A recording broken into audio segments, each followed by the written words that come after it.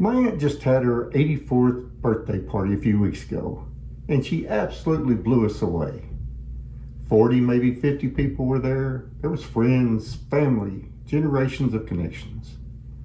And without a single note, she went table to table, introducing everyone by name, their relationship, and what they did. And when she got to me, she introduced me as Wes, her nephew. And then she added, and Wes, he's my electrician. And you know what? It made me smile. Because even though I haven't been an electrician for over 30 years, she still thinks of me that way. And honestly, so do I. In that moment, it got me thinking, in a world where job titles often disappear, how are you remembered? And more importantly, how do you truly define yourself? So, for over 20 years, I was an electrician. And even though I went on to have more professional success in different ventures, which I'm certainly grateful for, working with my hands, solving problems, doing something many others couldn't do, that's probably where I found the most genuine enjoyment and deep sense of accomplishment. There was something incredibly satisfying about wiring up a new system, tracing a fault, or seeing the lights come on because of my work. It never was just a job. It was always a craft. It required thinking, problem solving, and a lot of practical skill. And honestly, it taught me so much about persistence, precision, and finding solutions. These skills have served me well in every phase of life since.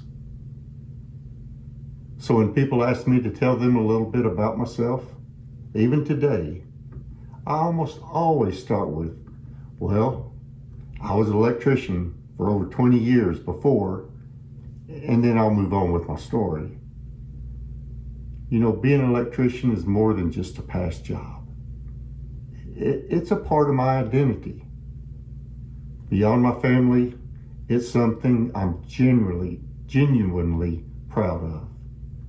It shaped who I am. And it still feels like a core part of my story, even if my daily work looks very different now. You know, it's like my Aunt Pauline knew something essential about me that even decades couldn't erase.